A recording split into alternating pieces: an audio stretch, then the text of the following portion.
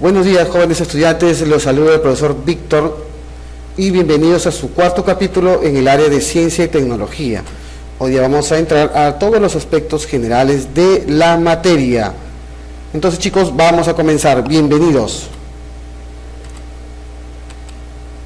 Bueno, vamos a empezar primero con el concepto. Ya todos conocemos un concepto de materia, pero hoy día vamos a utilizar nuestro concepto científico para establecer.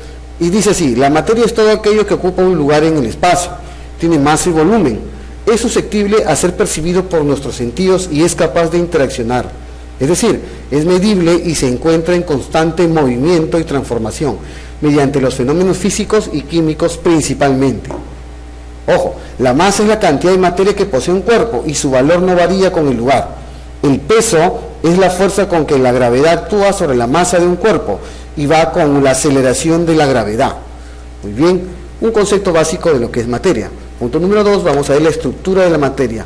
Bajo la visión macroscópica, la materia parece continua, debido a que si lo perciben nuestros sentidos, pero realmente es discontinua y está constituida por un conglomerado de partículas, como las moléculas, átomos, quarks, dentro de una visión nanoscópica.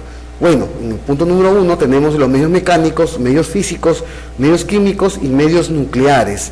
Y también tenemos ahora los aceleradores de partículas lineales que nos pueden hacer ver una imagen más clara de las partículas subatómicas. Según el modelo estándar de física de partículas, los quarks y los leptones son los constituyentes fundamentales de la materia. Muy bien, acá tenemos un gráfico donde podemos aplicar la propiedad, una de las propiedades generales de la materia, conocida como la divisibilidad, que vemos que por medios físicos, utilizando medios físicos, químicos y nucleares, podemos dividir la materia, desde llegar a un punto llamado cuerpo, seguir dividiendo hasta las partículas, dividir más hasta las moléculas, y así vamos dividiendo hasta el átomo. Pero ahí no paramos, sino seguimos dividiendo a las partículas subatómicas que están formadas por los quarks, y estos a la vez están formados por estos llamados leptones. Muy bien, que vienen a ser las partículas elementales de la formación de la materia. Muy bien, ahora vamos a clasificar la materia como punto número 3. La materia se puede clasificar por distintos criterios. Por ejemplo, la forma como se manifiesta, su estado físico, su composición. De acuerdo con la forma como se manifiesta, según Albert Einstein, podemos decir que la materia se puede presentar como materia condensada o materia dispersada. Muy bien, entonces ahí vamos a entrar a conocer o ampliar cada uno. Materia condensada es aquella que se caracteriza por tener masa y volumen, como por ejemplo un borrador, un lapicero, un cuaderno. Y la materia dispersada es aquella que solo tiene energía, como la luz, el calor, el fuego, la electricidad, los campos electromagnéticos. Vemos a la derecha un pequeño cuadro donde estamos las dos clasificaciones de la materia condensada y materia dispersada. ¿No te acuerdas que la materia dispersada viene a ser en forma de energía? Sigamos, muchachos. Vamos a ver el siguiente cuadro: clasificación de la materia en sustancia pura y mezclas. Acuérdate que la sustancia pura se puede subdividir en elementos químicos y compuestos, y las mezclas podemos subdividirlas en mezclas homogéneas y mezclas heterogéneas. Bueno, ya todos sabemos que los elementos están representados por símbolos y son los famosos o llamados átomos, como los átomos de la materia orgánica: carbono, hidrógeno, oxígeno y nitrógeno. Pero en el caso de algunos elementos presentan un fenómeno llamado alotropía, que es un fenómeno que consiste en tener el mismo elemento, el mismo estado, formas y propiedades diferentes. Muy bien, y los compuestos están representados por fórmulas. Un compuesto resulta de la unión de diferentes átomos y pueden ser sustancias covalentes o sustancias iónicas. Las sustancias covalentes formadas por moléculas y las sustancias iónicas formadas por redes iónicas. Se puede separar por medios químicos. Y de acuerdo a lo que es mezcla, tenemos dos tipos de mezclas: las mezclas homogéneas y las mezclas heterogéneas. Dentro de las mezclas homogéneas se presenta una sola fase, bueno, generalmente son las llamadas soluciones, como por ejemplo tenemos el bronce, el aire, el agua potable. Y dentro de las mezclas heterogéneas presenta más de una fase, como las conocidas suspensiones, los coloides. Entre los ejemplos podemos destacar la leche y la mayonesa. se separan por medios físicos. Muy bien, vamos a continuar. En el año 2010, los científicos Andrew Hein y Novolenov fueron ganadores del Premio Nobel de Física por su trabajo en el grafeno.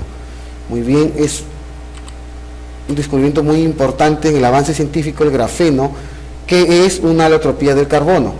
Vamos a conocer más adelante qué nos permitiría más adelante el grafeno de acuerdo a la tecnología.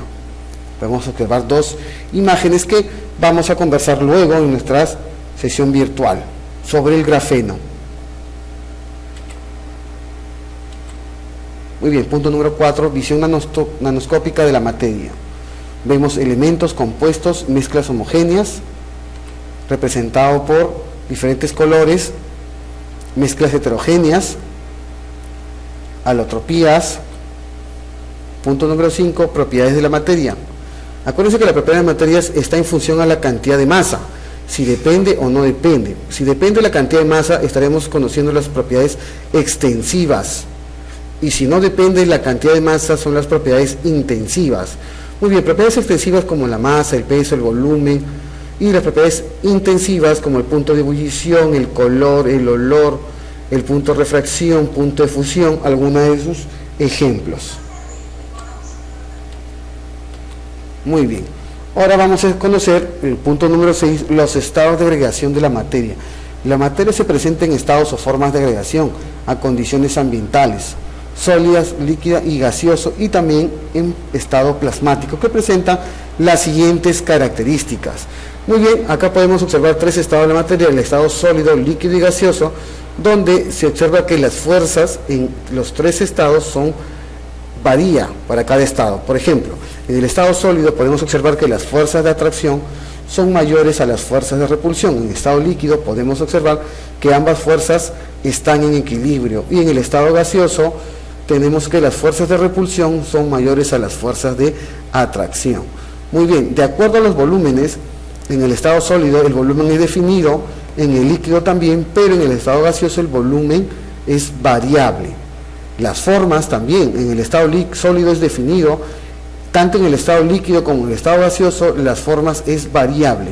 La comprensibilidad será nula en el estado sólido, casi nula en el estado líquido, pero un porcentaje muy alto en el estado gaseoso. De acuerdo a las energías de sus moléculas, en el estado sólido será de poca energía, en el estado líquido mediana energía, y en el estado gaseoso de mucha energía. De acuerdo a la densidad, tenemos una densidad alta en los sólidos, intermedia en los líquidos y muy baja en los gaseosos. Muy bien, tenemos este cuadro también de los cambios de estado de agregación de la materia. Y tenemos, por ejemplo, la fusión, la solidificación, la gasificación, o también nosotros le podemos llamar evaporización. Tenemos la licuación, o también llamado condensación. ¿Ok? Muy bien, también tenemos, por otro lado, la sublimación inversa y directa. Y también ahora vamos a tener la ionización y la desionización, como lo que pasa en el estado plasmático. Vamos a continuar. Transformaciones de la materia. Es todo cambio o fenómeno que sufre la materia. Puede ser cambios físicos, cambios químicos y también cambios nucleares. Vemos un siguiente cuadro preparado. Vemos que en los cambios físicos no se forman nuevas sustancias, mientras que en los cambios químicos se forman nuevas sustancias. Igual pasa en los cambios nucleares, también se forman nuevas sustancias. En los cambios físicos no ocurren cambios en la estructura interna. En los cambios químicos existen cambios por la ruptura de los enlaces entre átomos y formación de nuevos enlaces. En cambio, en los cambios nucleares se da por fisión o fusión nuclear. Hay desintegración y formación de nuevos elementos.